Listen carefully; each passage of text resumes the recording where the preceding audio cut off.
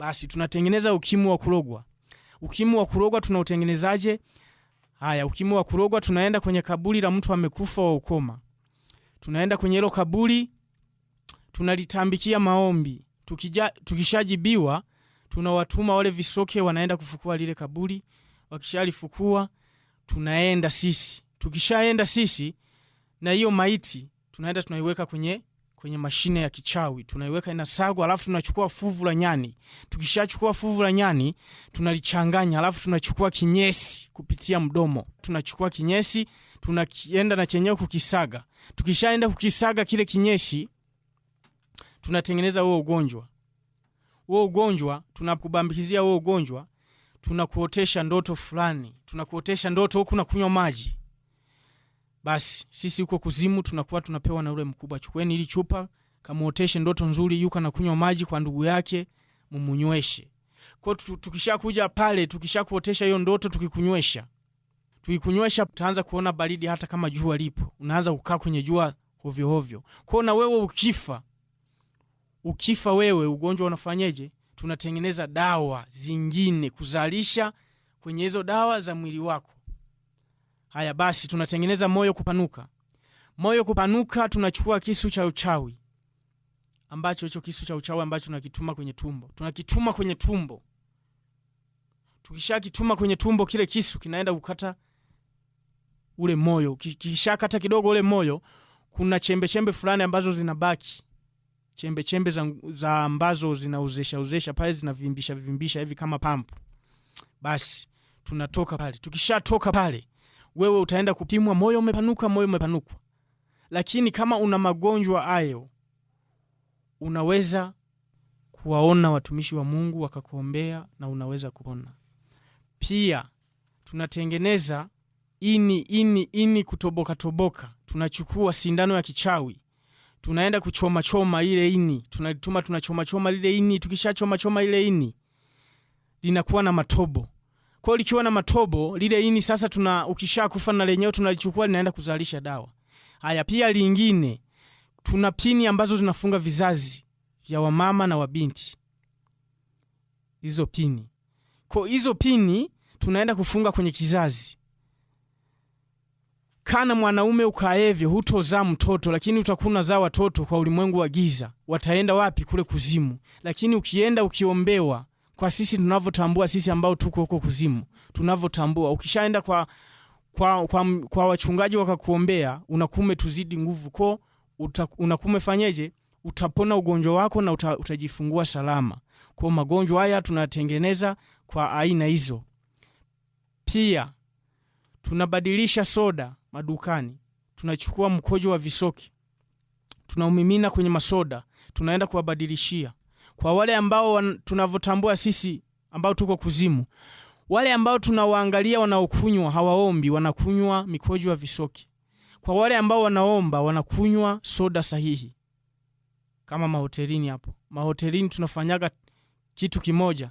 Tunaenda kubadilisha ile soda, ile chai inakuwa nini? Mikojo tena. Tunabadilisha pale. Alafu tunabadilisha na nyama za watu. Watu mnakula hotelini, mnadhani mnakula vitu vizuri, kumbe mnakula vitu vibaya sana. Sisi tunapenda na tunafurahi tukiwa tunawafanyia hivyo. Tunafurahi tukiwa tunawafanyia hivyo kwa kitu kimoja. Msikae duniani kama mko mbinguni. Lazima mateso hayo muyapate. Ndio maana tunakuwa tunawatesa. Ili kusudi vitu ambavyo tunakula, sisi nyama za watu ambazo tunazila, inatakiwa na nyetu walishe kwenye ndoto.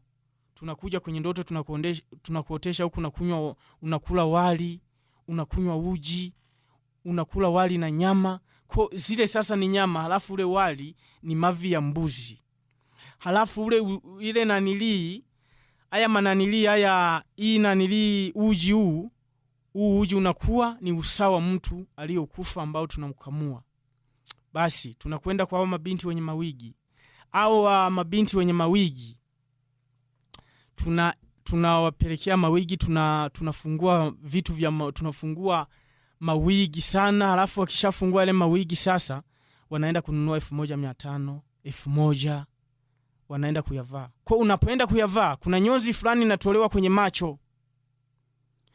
Sisi ambao tuko kuzimu na ambao tunatengeneza hivyo vitu, tunawaonaga watu wengi ambao wanajichanganya. Ukitaka uwe mtumishi sahihi, kuyaacha hayo mawigi. Wigi, unapovaa ile wigi, unakuwa kuna nyonzi fulani inatolewa kwenye jicho. Hiyo nyonzi inayotolewa kwenye jicho, wanaenda kutengenezea hirizi zile zinazopumua. Ndio wanaenda kutengenezea nini? Hiyo nyonzi. Lakini wewe hutambui, wewe unajua tu ni mapambo. Wewe unajua ni mapambo. Ndio maana sisi ambao tuko kuzimu tunatambua hivyo vitu, na sisi ambao tunatengeneza hivyo vitu tunavitambua. Umeona? Kuna majini ambayo tunawabambikizia watu, tunawabambikizia majini. Tukishawabambikizia majini, tunawabambikizia mapepo. Ndio maana mapepo tunawapenda kuwabambikizia mabinti wadogo wadogo. Tunawabambikizia hayo mapepo. Kwa kujikilimu unamkaribisha shetani. Unapojibabua sura unamkaribisha shetani. Makeup sio za kupaka kwa mabinti. Makeup ni vitu vibaya sana. Haya, hizi rangi wanazopaka mdomoni ni rangi mbaya sana. Kwa kama wewe unajijua kwamba unaingiaga kanisani, na sisi tunaotambua huko tunatambua kitu kimoja. Unapoingia kanisani unakuwa umetuweza, na unapoacha hivyo vitu tayari umekuwa umetuweza. Kwa tunaukaribisha hivyo, na unakuwa unakaribisha majini.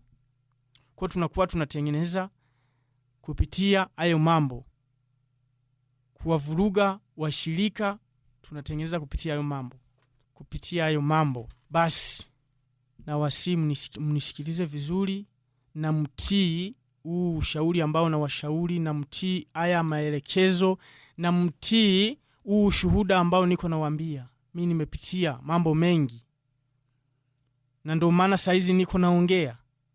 Nimeteswa sana, nimetumika kwenye nguvu za giza sana, nimetumika kuzimu sana.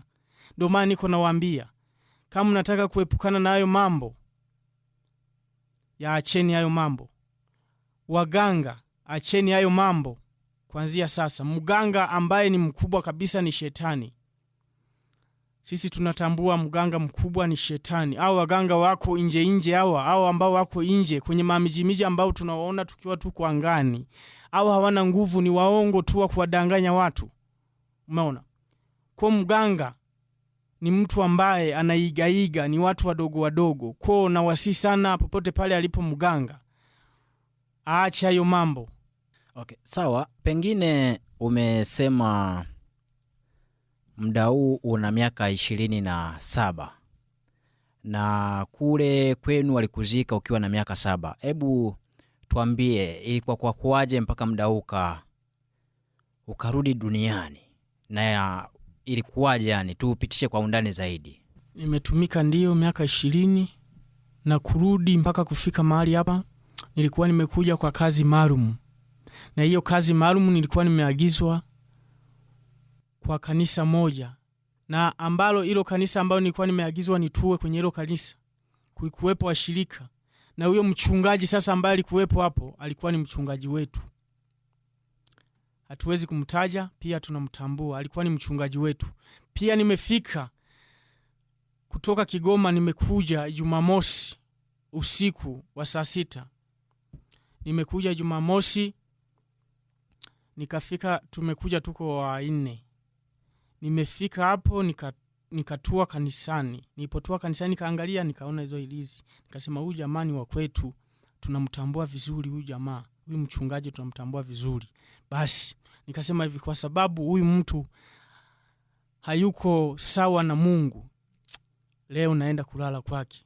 Basi usiku huo nimeenda kulala kwa huyo mchungaji, na nimelala kwa huyo mchungaji na mama mchungaji wamelala, mimi nikalala juu yao. Wanakuwa wanajinyosha, hawatambui. Wameamka wanachoka, wanajinyosha, hawatambui. Kabla basi sijaamka, ilikuwa usiku, nikashtukia niko kwenye ndoto. Hiyo ndoto nikajishtukia niko kwenye gari fulani nataka nisababisha ajali. Nikawakuta watu ambao ni weupe, halafu wamevaa nguo nyeupe tupu. Sikuwatambua ni wakina nani. Au watu nilipowaona nikaishiwa nguvu. Wakawa wameniambia nifuate. Nikawafuata. Sikutambua sasa ni wakina nani. sikutambua ni wakina nani, lakini nilipokana mtumishi basi akawa amenifafanulia mambo hayo, akasema hivi hao walikuwa ni malaika ambao walikuwa wanakuziwia. Kwa Mungu amenisaidia kwa kitu kimoja, akasema imetosha kutumika huko, imetosha. Kwa hiyo nikawa basi nimelala hapo, nimeota hiyo ndoto. Nilipojishitua nikaona wenzangu wana mizoga, wana watoto wamekufa mizoga, wanasema hivi, ndugu yangu twende. Hiyo sasa kwenye saa saba hiyo twende. Kuinuka mimi nikashindwa. Saa 7 za muda gani? Saa 7 za usiku. Kuinuka nikashindwa. Basi wakaondoka sasa. Walipoondoka sasa, huo muda walioondoka nikabaki na weweseka. Nimeamka sasa mida ya saa 12. Nimetoka pale kwa huyo mchungaji ambaye nimelala kwenye hilo kanisa. Nimetoka na weweseka. Kuweweseka kwangu wala sio maombi na wala sio nguvu ambayo ilitoka kwa huyo mchungaji. Kuna nguvu fulani watu wanaziombaga ambazo ni za Mungu kabisa sahihi. Kwa unaweza kuomba maombi akaenda kumponya nani? Mtu ambaye yuko Dar es Salaam na akapona. Kwa hiyo basi mimi nikaweweseka muda huo, nikaweweseka, sikujitambua. Nikashtukia niko kanisani. Kwenye kanisa. Nikafika pale kwanza nikaanza kuwajaribu, nikaomba maji. Ghafla sijaomba maji, kanisa limejificha hapo, sijaliona. Nikaanza kutikisika, alafu nikaomba maji nikanywa, alafu nikatoka. Kutoka nikasikia sauti inaniambia, "Rudi nyuma. Rudi huku." Nikaamua kurudi. Niliporudi nikawaambia, basi nikamwambia ambaye ni mzee wa kanisa.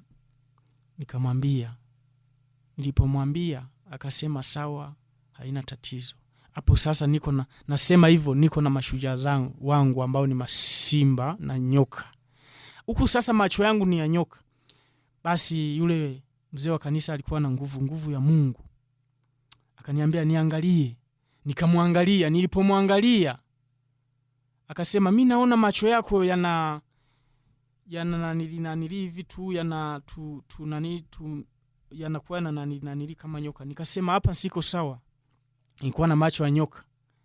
Basi nilikuwa na simu moja ya huko kuzimu. Nikaamua nikaivunja. Maana nilikuwa nikikamata naona yani kama vile nguvu zote zinaisha. Nikaivunja ile simu. Nilipoivunja ile simu basi akampigia mchungaji, akaja akaniombea. Alipokuja kuniombea, cha kwanza kabla hajaniombea akakata zile hirizi. Zikatoka. Okay.